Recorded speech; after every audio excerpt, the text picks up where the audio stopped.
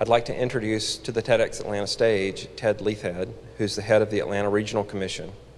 Please join me.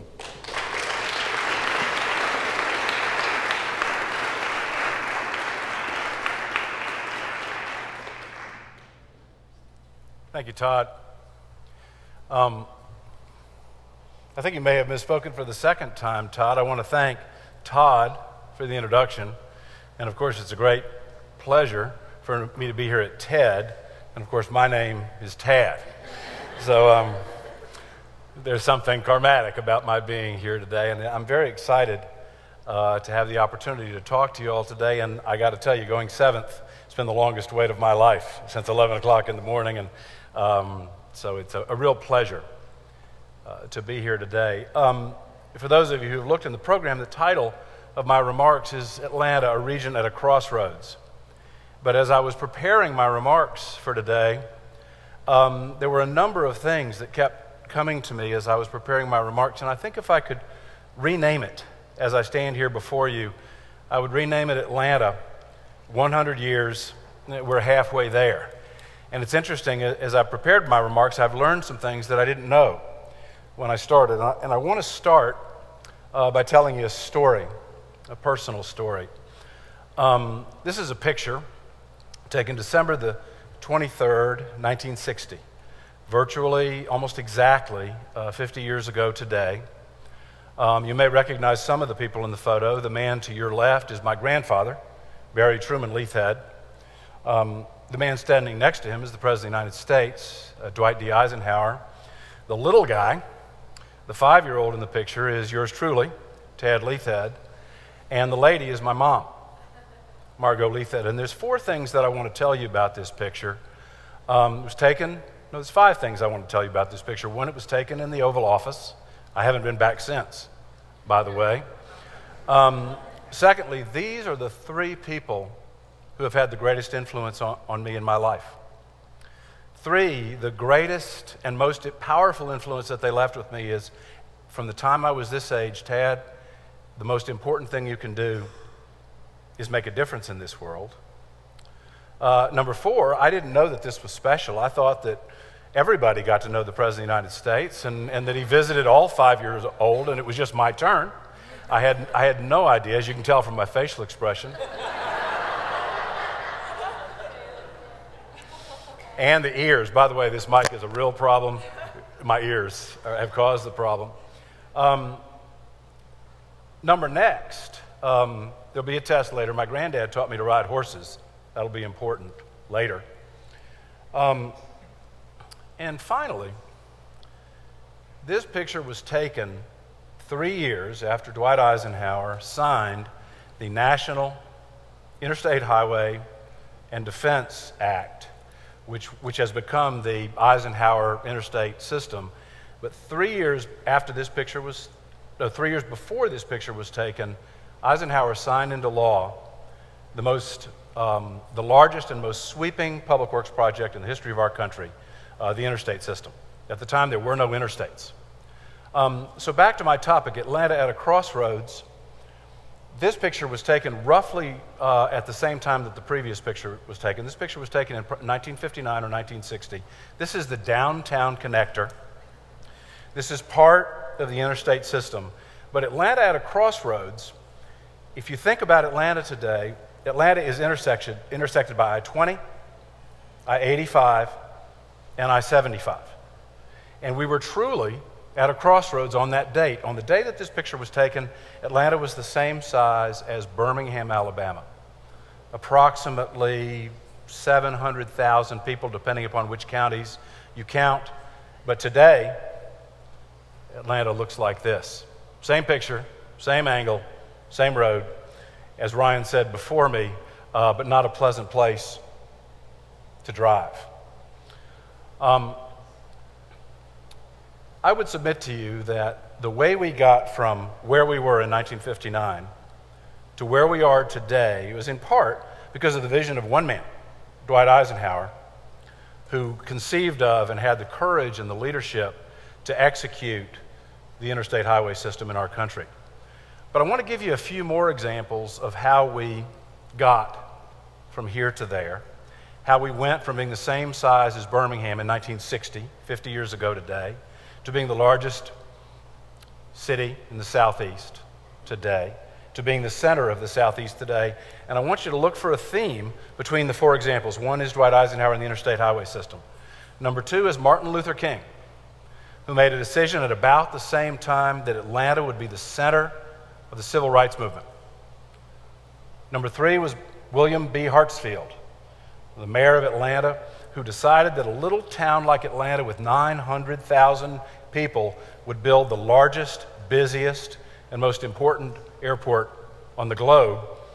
And then in the late 80s, a man by the name of Billy Payne, who decided that in a year when we'd be competing with Athens, Greece, that we would bring the Olympics to Atlanta, Georgia. All four of those, the airport, the interstate highway system, the civil rights movement, the airport, and the Olympics, all of those have come together to create what I believe is the finest city in the Southeast and a city that has the opportunity to be the finest city in the world. And what is the common theme among all those things that happened? They were the idea of a single person, a leader with vision who made the decision to do something seemingly impossible, but yet which positioned our city to be potentially one of the greatest cities on the planet. All of those things started, for purposes of my speech today, exactly 50 years ago today. Visions that were created by single individuals with leadership skills and people joining with them to create this great city. And where are we today? I'm going to submit to you that we're at a crossroads again. So at the Atlanta Regional Commission, Todd mentioned that I'm the chairman of the ARC. It's our job to create a 30-year transportation plan for this city.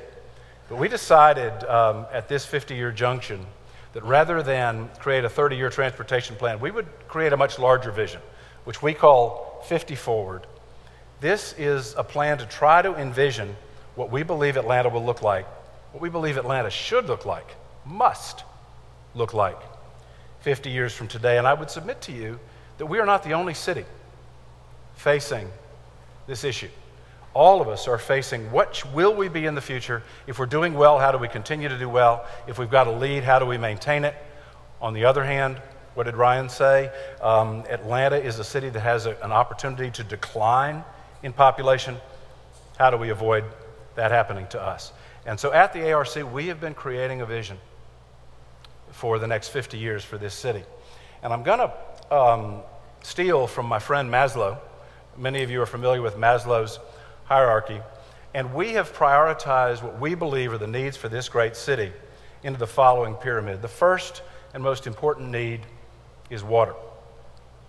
As you may know, and Sam Williams, who's going to follow me in a couple of moments today, is going to talk in depth about water, so I'll leave that topic for him.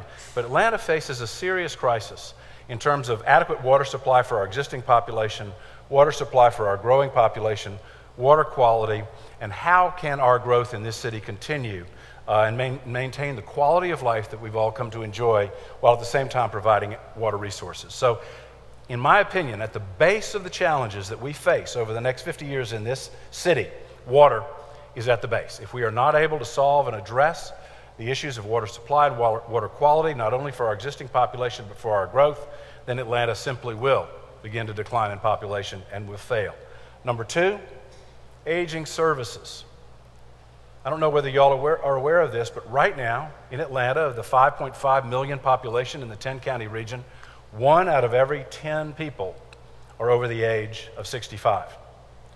20 years from today, that number will double. 1 in 5, 20% of our population will be over the age of 65. We have the fastest growing aging population in the nation, and they are by far our fastest growing demographic. And we have no idea in this region how we're going to accommodate the aging. 50 years ago, people turned 65, the life expectancy was 68. Today, people turn 65 and they live vibrant lives for 15 years. But they require transportation solutions. They require access to public health. They require access to their doctor. They require access to the airport, and many of them should not be driving. I didn't even know that was a joke. And I'll save you the stories about my mother-in-law who's 84 and absolutely should not be driving.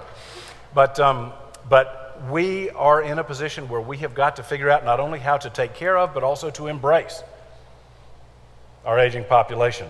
The speakers who have gone before me are considerably younger than I am, but I'm one of those aging people. In the next 20 years, I'll go from 55 to age 75. And what are we going to do in our environment to make sure that our aging population has a safe and secure environment in which to live, but that which maintains the quality of life and maintains their choices for as long as we possibly can, with access to all of the same services that you and I have access to as well. Number 3, transportation. I don't think it's a secret to any of y'all that we have traffic here in Atlanta. When you wake up in the morning, the number one thing on the radio is transportation. Where are the traffic jams? How do you get to work? We have the longest commute times in the nation. This city has been sprawling dramatically ever since World War II. We are the fastest growing human settlement in the world. So what are we going to do about transportation? Let me give you some alarming statistics. Over the next 30 years, the ARC projects that we have $67 billion to spend on our transportation system. The governor's IT3 program, which was a study that was done by the governor's office, projects that we need $260 billion. So over the next 30 years, we are $200 billion short in terms of funding for transportation improvements. So we're going to have to find a better way. We're going to have to be innovative. We're going to have to be smart. We can't do things the old way. We've got to rely on transit. We can't continue to build roads and create more and more traffic for people in single occupancy vehicles. We've got a carpool, we've got a van pool. We've got to do things that allow people transportation alternatives, that allow them to commute and maintain their quality of life, and allow for the growth of this city, which is coming whether we like it or not. Next, education. It's almost trite to say that the future of our city is the education of our youngsters.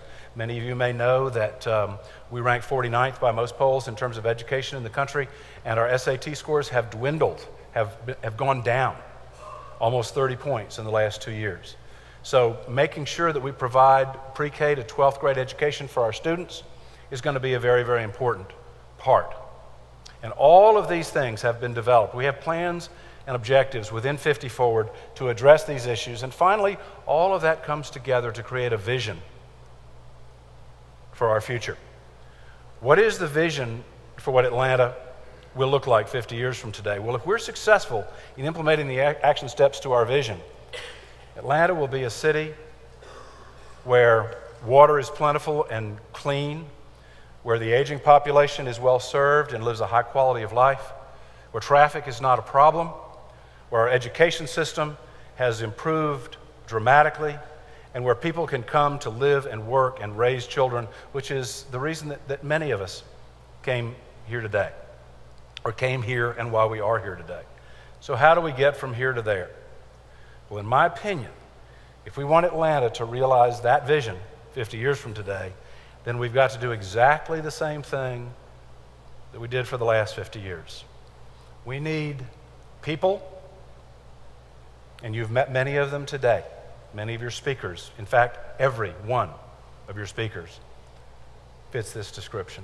The best example or the best description that I've ever heard for leadership is taking your passion and putting it into action. William Hartsfield had a passion for this city, and he thought that he could build an airport. Billy Payne wanted to see the Olympics.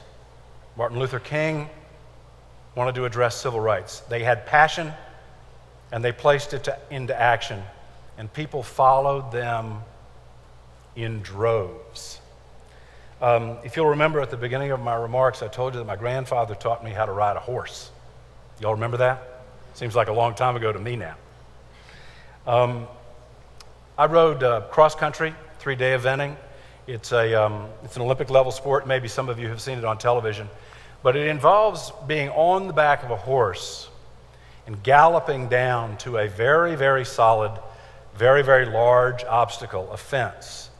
And the rider has got to absolutely believe that when you get to the fence, there will not be a crash, but that the horse will jump over the obstacle and that you will continue. But you're on the back of the horse, so it's a matter of absolute faith that the horse will actually collect himself or herself and jump over the fence. So in riding circles, when I was learning to ride, when my grandfather taught me to ride, and when I later taught children, young people to ride, we used to have an expression. We used to say, as you're galloping down to the fence, and it looks like an insurmountable obstacle, which it often does, throw your heart over the fence. Throw your heart over the fence, and the horse will follow. And it works. It works. I've done it a million times, and never once was I on the back of a horse that didn't leave the ground. Because I could see myself on the other side, and I could see my heart on the other side. And I threw my heart across the fence, and the horse followed. So what is your passion? What can we do to create a vision for Atlanta, to implement a vision for Atlanta 50 years from today that is all the things that I've just described? Well, let me make a recommendation. Find your passion. Decide on how you want to make a difference, whether it's here in Atlanta or in Hong Kong or in Dubai or in Canada or in Australia. Decide what your vision is and what are you passionate about, and then throw your heart into it. And I assure you that if you throw your heart, that not only will your mind follow, but others will follow you as well. And you will make a difference. As I said, what those three people have in common in my life is that they all told me that what was important in my life was to make a difference. As chairman of the ARC, after 55 years, I'm 55 years old, I have made the decision that where I'm going to throw my heart and where I'm going to make a difference is right here in Atlanta, Georgia. I may be successful, I may not be successful, but I assure you I will throw my heart and I will do everything I can to make the difference that I set out to make. And I would leave you with a question. I have decided to make a difference in Atlanta, Georgia. Where will you make yours? Thank you very much.